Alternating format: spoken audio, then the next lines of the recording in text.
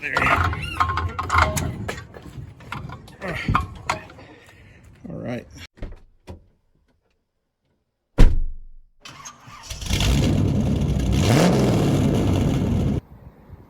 Hi there, this is Ray with Easy Simple Mechanic. And today we're going to continue with this Miller Bobcat 225 Welding power generator. We're going to try and separate the generator from the engine today, and then maybe we'll have a chance to tear into the engine and determine what exactly we need, and then we can try and either get some parts or see if the customer's going to want to do anything with it. If you haven't been watching, you can go to the previous video. All right, well, let's get started. Last time we determined this thing had an internal engine problem, so the first thing we need to do is to see if we're going to be able to get the shaft that goes from the engine and connects to the rotor on this generator, if we can get that separated or loose without taking all of this generator stuff off here. I really didn't want to go through the trouble of disconnecting all of that if we didn't have a need. There's the connection between on the shaft between the generator rotor and the shaft that goes to the engine. It looks like if that's where the connection is, this fan and this housing need to come off with the engine before we tear into the engine, so we can pull off this little impeller here and then be able to pull off this cage and to get to the back of the engine. So the first thing we need to do is see if we can get that loose.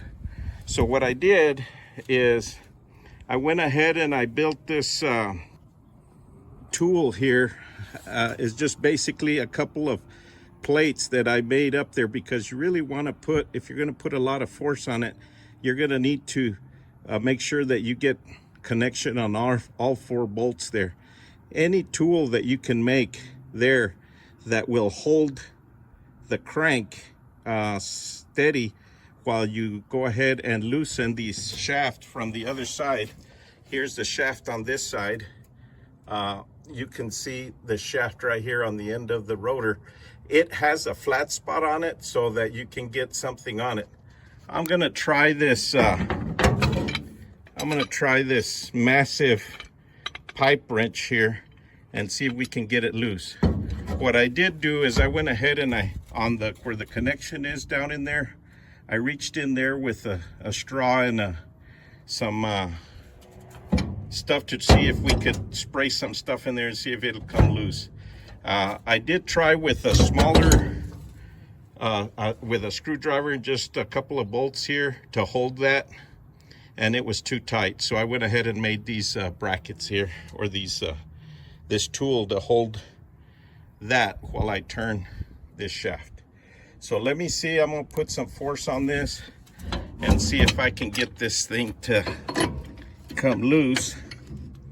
So I'm just gonna mount that guy on here. Okay, so this is a huge wrench and I'm doing this with one hand, so we'll see. So I'm just gonna put my weight on it. It looks like that popped loose, so we'll see.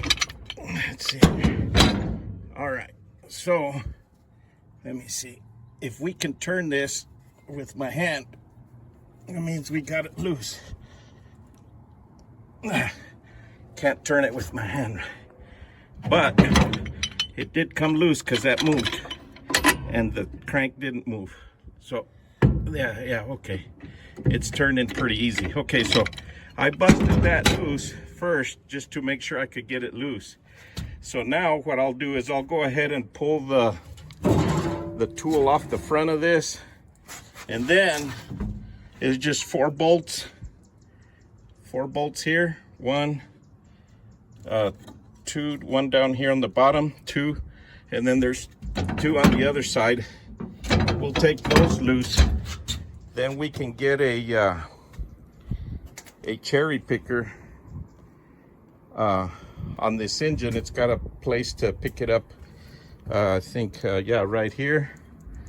We'll have this here, and we'll put that there. We'll put a little chain or something there, or strap, and see if we can shake that loose. Now there is 2 bolts on this end that you need to take off, that bolt to the frame, I guess. So we'll have to take those off as well. So let me get some tools and we'll get that done.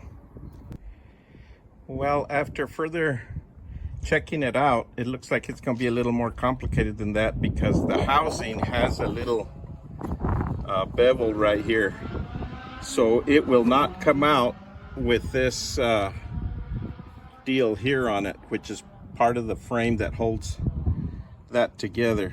So my thought is to go ahead and unbolt there's 2 bolts here on both sides, and just pull the whole thing out, you know, with the frame on it.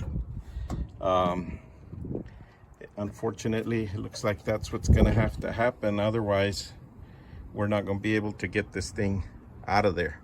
So I'm just going to pull these 2 screws on both of these out, so that can just flop over here. And then there's going to be 2 more for all the wiring right there. 1, 2. We'll pull that over here, and that'll hold all the wiring. We'll disconnect that harness right there, and that'll keep all the wiring intact. And I think that's the way that's supposed to happen, because doing it this other way, we're not going to be able to get that housing out of that frame without taking that out. It's just not going to fit. So I guess we'll get with it, and I'll show you the next step. Okay, I disconnected the fuel hose and pulled it out. That goes to the carburetor. Disconnected this ground wire that was connected right here. I took out the 2 bolts that hold this lifting bracket here on both sides. And what else? Oh, I took these 2 items off of here. This one was right there. Just took those 2 bolts off. And one thing I try and do is put the bolts back in there so I don't lose them when I'm looking for them. And then all of the wiring that was on here, I just took the 2 bolts off of there that had that connected to that lifting support. What I'm going to do now is I'm going to take these bolts loose that go on the bell housing here on this housing, but there's one right down in there that I may have trouble getting out. It's right there. It's kind of tight in there. I don't know how I'm going to get that. I may try and just hook my engine hoist to the engine and lift it up a little bit so I can get some room. Now, to get this off, what you have to do is you have to lift it a little bit with the cherry picker, with the engine hoist. If you lift it a little bit and then you come over here and shake it, this whole bracket comes loose. So yeah, this thing, it all comes loose. We plan to take that off here in a bit, but I'm going to find a chain to set on the engine so that I can lift it a little bit off of the gas tank and see if I can get to that bolt down there. Then we can pull it out. I don't want to pull everything completely out because I don't want to have to mess with this wiring that goes into the stator right there. So I was able to get all the bolts out. This one, the one on the bottom down there. Now what I did is I lifted the engine with the cherry picker just enough to be able to get my socket in there with an extension to be able to get that bolt loose, and then this one and that one. The other thing is we have to disconnect this wiring harness from the engine so that it's gonna stay here with the engine, with the bottom plate here.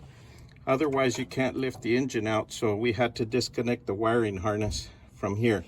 Now it looks like somebody had done that before, or maybe at factory that's how they do it, and then they just spliced them all right here instead of having to disconnect it off of the engine. But I didn't want to have to do any splicing, so I just unhooked it, and all you have is a connector that plugs in right here by the starter. Then you have the starter wire, the solenoid wire, and then you have the starter wire, the thick one that goes here. And then on the other side you have the oil pressure sending unit wire that goes over there. So I've disconnected all of that, so the only thing left is to try and spin this shaft all the way until that comes loose from the rotor on there, and then lift it with the hoist to see if we can get it off. So what I'm gonna do is I'm gonna leave this a little suspended, but not all the way, and then see if I can turn the shaft from this end and just hold the other end.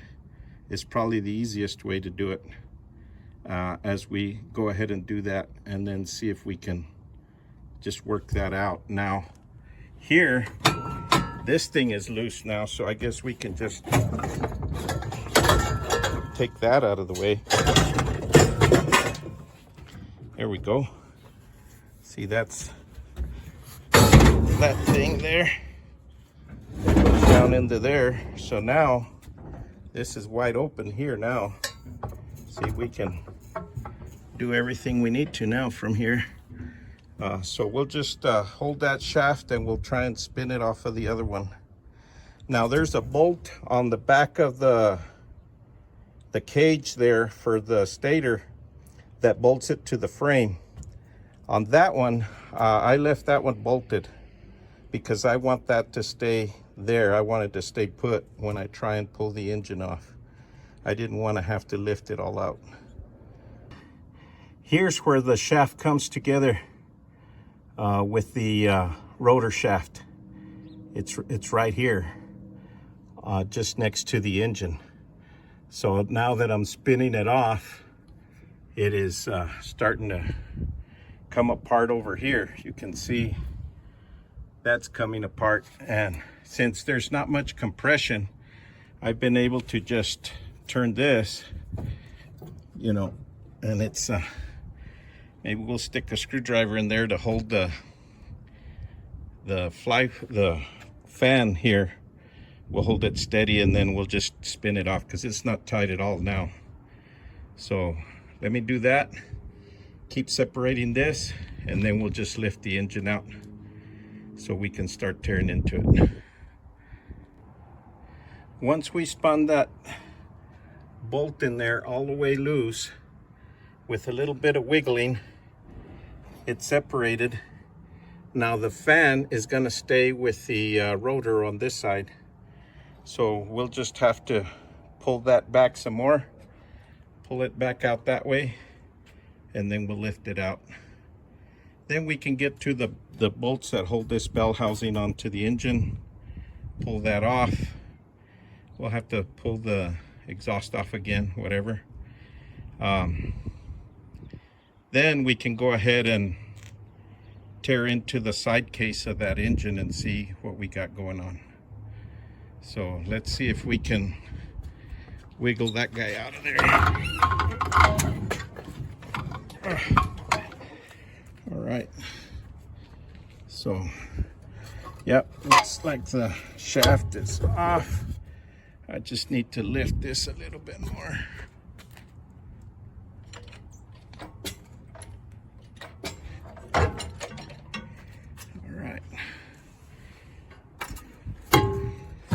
There we go. So now we have that engine off there. I'm just gonna set that engine right here on this tailgate for now so we can work on it. So we'll just pull that engine around. There we are. Now we can just take off those 4 bolts and that'll pull off the bell housing. Then we can take the side cover off and see what's inside that engine.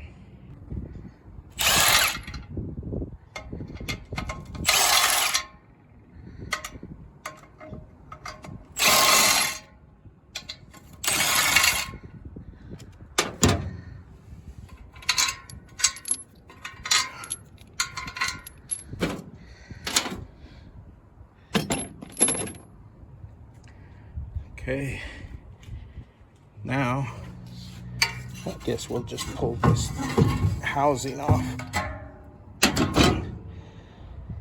And there we have it. Now, okay, so we got this engine sitting here. I went ahead and put that housing back on the stator there just so I can keep track of things. But keep in mind, one of the things I noticed is that the bolts and nuts on the frame and stuff on this Miller are standard size. And so far, the stuff on the engine has been metric, just in case you guys find it confusing that your tools won't fit. But anyways, I'm gonna go ahead and pull the exhaust and then pull this side cover off and see what's going on. Well, I almost forgot. I need to drain the oil so that I don't make a mess. So I guess the drain plug is right down here, so you guys can see that there. And then I'm gonna drain that oil, and then I'll go ahead and pull the stuff off because I didn't want to open that case and make a mess here.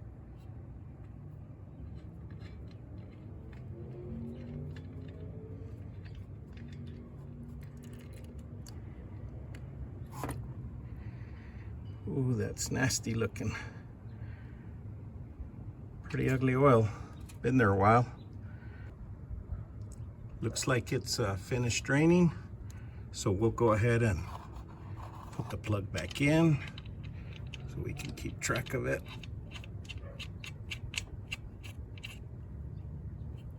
There we are. Okay, I went ahead and pulled the exhaust off while I was waiting for that to drain. And so that's off, so now let's just pull this cover off. I pulled all the bolts off of the cover there, and then I'm just gonna stick a pry bar over here on the end and see if I could just get that loose. Of course, I got my pan under there so I can drain any leftover oil. I'm gonna come to this side and do the same. Okay. Now I had left the bolt on top loose just so that if it came all the way off, it didn't fall down. So now we can take that one off and pull this cover all the way off.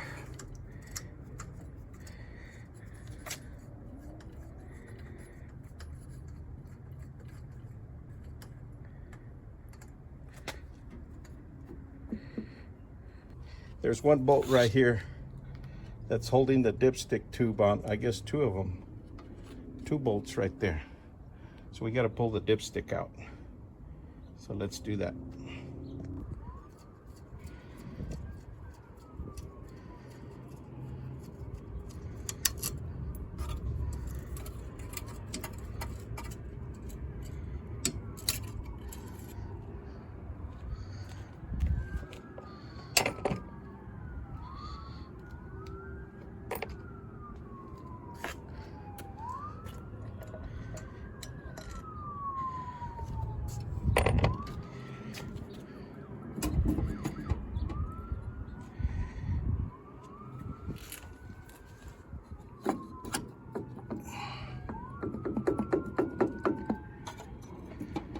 I'm gonna need both hands for this. As I'm pulling this off, I'm gonna try and save the gasket, but I don't know if that's gonna happen. Yeah, maybe, yeah. All right, so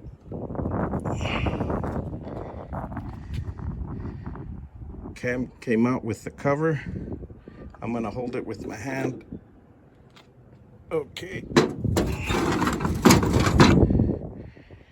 There's the camshaft right there. And what do we got here? Holy moly. We got a lot of broken pieces. It's not just a rod. This is why the valve was not going up and down, because it looks like the camshaft broke. So it wasn't lifting that one lifter. This fell all the way out from in there. And let's see what else, what other damage we have. So this is in the bottom. We got the bottom half of the rod. There's the bolt. Holds that. Here's some more pieces. We got a bunch of pieces of rod down here laying in the bottom. So let's see. Yep, there's the other rod bolt. Holy moly. I hope it didn't pull in any pieces into the oil pump. But yeah, nothing but a mess. Oh my goodness. Yeah, it looks like it broke the piston skirt right up here. And the piston, when the rod went round and hit that. I don't know if that's enough to cause a problem, but at the very least, it's gonna need the rod. And yeah, there's the other part of the rod right here. And then those pieces, it looks like there's some pieces up in there towards the oil pump. So it looks like camshaft is busted. It's broken off right here. So halfway, that's interesting. No wonder one cylinder was working. It broke right in half. And it did drop one of those lifters, so that's why it wasn't opening the valves on the cam. Just half the cam was turning. So the only concern I have right now is this broken piece off the skirt here. If that would impact it, if I were to get a rod, a new rod and piston and rings and that kind of thing, we might be able to escape without having issues. I don't know if you can see that, but it looks like where it's busted is below where the crosshatch pattern still is. So it looks like the piston wasn't going down that far. So therefore, I think this block is still good. I think we could still use it. Looks like it's gonna need crank or main bearings on the crank. This one here is wiped out pretty much. See it there? Yeah, we're gonna need one of those. Obviously, we're gonna need this broken camshaft. Gonna need that. Here's the crank on the rod. I think since those rods are aluminum, they're usually made where you can polish the crank. It's just aluminum on there, because they don't use a bearing on the rod. It's basically the aluminum will wear out before the steel does, so you could polish that crank up and use that. Well, we know now what we got to do. Got a broken camshaft. We need rods. We need pistons. Might as well put rings on it. And we'll see if he's going to want to spend on that. Well, folks, I guess that's going to have to do it for today. I'm just going to go ahead and clean up this mess and put stuff away. But I hope you liked what you saw. You can like, share, subscribe. Please give it a thumbs up if you think this was helpful. I guess we're going to check and see if the customer or the owner of the generator is going to want me to spend any money on it, or if maybe he's going to want to try and find another engine for it, or what he's going to want to do. So thanks for watching, and we'll check you guys out on the next one.